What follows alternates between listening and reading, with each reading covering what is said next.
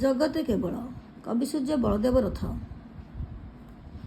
ଜଗତ କେବଳ କବିତାଟି କବି ବଳଦେବ ରଥଙ୍କର ଅନବଦ୍ୟ ସୃଷ୍ଟି। ଓଡ଼ିଆ ସାହିତ୍ୟ ଜଗତରେ ସେ ଜଣେ ଜନପ୍ରିୟ କବି ଥିଲେ। ସେ ଗଞ୍ଜାମ ଜିଲ୍ଲା ଜଳନ୍ତର ରାଜ୍ୟର ରାଜା ରାମଚନ୍ଦ୍ର ଛୋଟରାୟଙ୍କଠାରୁ କବି ସୂର୍ଯ୍ୟ ଉପାଧି ପାଇଥିଲେ। ଏହି କବିତାଟି ତାଙ୍କ ଦ୍ୱାରା ରଚିତ କବି କଲ୍ଲୋଳିନୀର ପ୍ରଥମ କବିତା।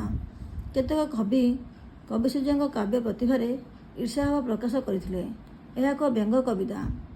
କବି ସେହି କବିମାନଙ୍କ ଉଦ୍ଦେଶ୍ୟରେ ଏହି ବ୍ୟଙ୍ଗ କବିତାଟିକୁ ରଚନା କରିଥିଲେ।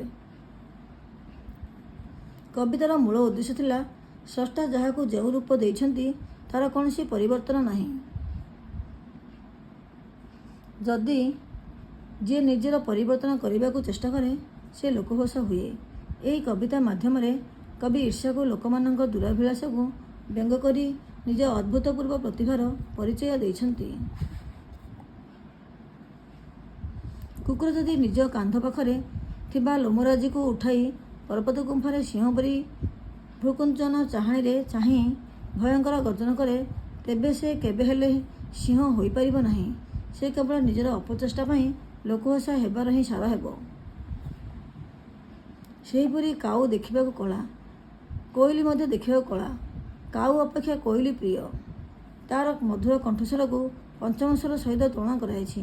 ଯଦି କାଉ କୋଇଲି ପରି ହେବା ପାଇଁ ଆଶା କରି ଆଖିରେ ତରଳ ଅଳତା ଲଗାଇ ଆମ୍ବ ଗଛ ଗହଳ ଶାଖାରେ ବସି ଆମ୍ବ ବଉଳ ଖାଇ ସେଠାରେ କ୍ରୀଡ଼ା କରେ, ତେବେ ସେ କେବେ କୋଇଲି ହୋଇପାରିବ ନାହିଁ କିମ୍ବା ତା କଣ୍ଠରୁ କୋଇଲିର କୁହୁତାନ ବାହାରିବ ନାହିଁ। ବରଂ ଏପରି କଲେ ଲୋକେ ଦେଖି ହସିବେ। ଘୁଷୁରୀ ଏକ ଅପରିଷ୍କାର ଜୀବ। ସେ ପଙ୍କରେ ବାସ କରେ, ବିଷ୍ଠା ଖାଏ। ଗାଈ ଏକ ପବିତ୍ର ପ୍ରାଣୀ। ଲୋକମାନେ ଗାଈକୁ ଗୋମାତା ରୂପେ ପୂଜା କରିଥାନ୍ତି। ଯଦି ଘୁଷୁରୀ ଗାଈ ହେବାର ମନୋଭାବ ରଖି ବିଷ୍ଠା ଭୋଜନ ତ୍ୟାଗ କରି ଗାଈ କ୍ଷୀର ପିଇବ, ନିଜ ଶରୀରକୁ ପବିତ୍ର କରିବା ପାଇଁ ଗଙ୍ଗାର ଧୂଳି ଆଣି ବୋଳି ହେବ, ତେବେ ସେ କେବେ ହେଲେ ଗାଈର ପଦବାଚ୍ୟ ହୋଇପାରିବ ନାହିଁ, ବରଂ ଉପହାସିତ ହେବ। ବଗୁଲି ଓ ହଂସୀ ଉଭୟଙ୍କର ରଙ୍ଗ ଧଳା। ଉଭୟ ଜଳଚର ପ୍ରାଣୀ। ବଗିର ଶରୀର କ୍ଷୀଣକାୟ। ସେ ମାଛ ଖାଏ, କିନ୍ତୁ ହଂସୀର ଶରୀର ପୃଥୁଳାକାୟ। ସେ ପଦ୍ମନାଡ଼ ଭକ୍ଷଣ କରେ।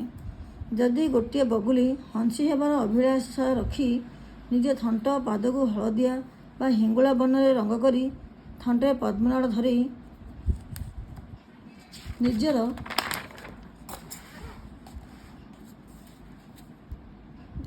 ନିଜର ପଛକୁ ଢଳାଇ ଢଳାଇ ହଂସୀ ଢଙ୍ଗରେ ଚାଲେ, କେହି ତାକୁ ହଂସୀ ବୋଲି କହିବେ ନାହିଁ, ବରଂ ସେ ଅନ୍ୟମାନଙ୍କ ଦ୍ୱାରା ଉପହାସିତ ହେବ।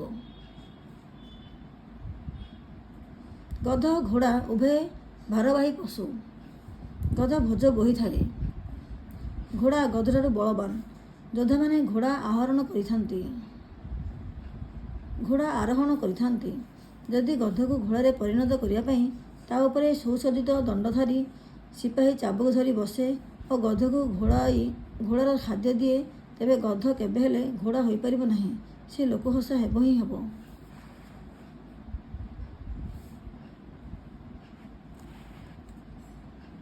ଖଦ୍ୟୋତ ବା ଜୁଳୁଜୁଳିଆ ପୋକ ଏକ କ୍ଷୁଦ୍ର ପତଙ୍ଗ। ଏହାର ନିଜସ୍ୱ ଆଲୋକ ଅଛି, କିନ୍ତୁ ତାର ଆଲୋକ ଅତି କ୍ଷୀଣ। ସୂର୍ଯ୍ୟ ଆଲୋକର ଆଧାର। ଯଦି ଗୋଟିଏ ଜୁଳୁଜୁଳିଆ ପୋକ ସୂର୍ଯ୍ୟ ହେବା ପାଇଁ ଚେଷ୍ଟା କରେ ଆଉ ଏଥିପାଇଁ ବଦ୍ରିକାଶ୍ରମରେ ରହି ନାନା ବ୍ରତ ଓ ଉପବାସ ଆଦି ପାଳନ କରେ, ତେବେ ଯେତେ ଯତ୍ନ କଲେ ସୁଦ୍ଧା ସେ କେବେ ହେଲେ ସୂର୍ଯ୍ୟ ହୋଇପାରିବ ନାହିଁ। ସେ ସେହିପରି କ୍ଷୀଣ ଆଲୋକଧାରୀ ପତଙ୍ଗ ହୋଇ ରହିବ। ଏହିପରି କଲେ ସେ କେବଳ ପରିହାସର ପାତ୍ର ହେବ। ବିଧାତାଙ୍କର ସୃଷ୍ଟିକୁ କେହି ବଦଳାଇ ପାରିବ ନାହିଁ। ପିତ୍ତଳ ରଙ୍ଗ ହଳଦିଆ, ସୁନାର ରଙ୍ଗ ମଧ୍ୟ ହଳଦିଆ, କିନ୍ତୁ ଉଭୟଙ୍କର ମଧ୍ୟରେ ପାର୍ଥକ୍ୟ ରହିଛି। ଯଦି ଆମେ ପିତ୍ତଳ ଦେହରେ ରଙ୍ଗ ଦେବା, ତେବେ ସେ କେବେ ହେଲେ ସୁନା ହୋଇପାରିବ ନାହିଁ, କାରଣ ସୃଷ୍ଟିକର୍ତ୍ତା ବିଭିନ୍ନ ବସ୍ତୁକୁ ଭିନ୍ନ ଭିନ୍ନ ଉପାଦାନରେ ଗଢ଼ିଛନ୍ତି। ତାକୁ କେହି ଅନ୍ୟଥା କରିପାରିବ ନାହିଁ।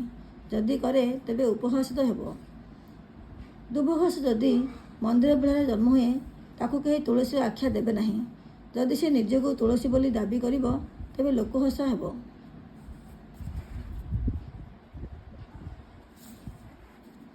ଯେଉଁ ଲୋକ ମୂର୍ଖ, ଯିଏକି ନିଜର ମାତୃଭାଷାକୁ ଠିକ୍ ଭାବରେ ବୁଝିପାରେ ନାହିଁ, କହିଲା ବେଳେ ଲୋକହସା ହୁଏ, ସେହି ବ୍ୟକ୍ତି ନିଜକୁ ମୂର୍ଖ, ଅଜ୍ଞାନୀ ଓ ନିର୍ବୋଧ ବୋଲି ମନେ ନ କରି ଯଦି ସର୍ ଦର୍ଶନବିତ୍ ପଣ୍ଡିତଙ୍କ ସହ ଯୁକ୍ତିତର୍କ କରେ ତେବେ ଜଗତର ଲୋକମାନେ ତାକୁ ପରିହାସ କରିବେ। ସେହିପରି ଜଣେ ଦୁର୍ବଳ ବ୍ୟକ୍ତି ଯିଏକି ଅନ୍ୟର ଦ୍ରୁତ ନିଃଶ୍ୱାସ ସମ୍ଭାଳି ପାରିନଥାଏ, ସେ ଯଦି ନିର୍ଲଜ ଅଭିମାନର ହାତୀ ସହ ଲଢ଼େଇ କରିବାକୁ ଆଗେଇ ଆସେ ତେବେ ସେ ଲୋକହସା ହୁଏ। ଚମ୍ପା ଫୁଲ ଶିବଙ୍କ ମସ୍ତକରେ ଶୋଭା ପାଏ, କିନ୍ତୁ କରଞ୍ଜ ଫୁଲ ପୂଜା ଯୋଗ୍ୟ ନୁହେଁ।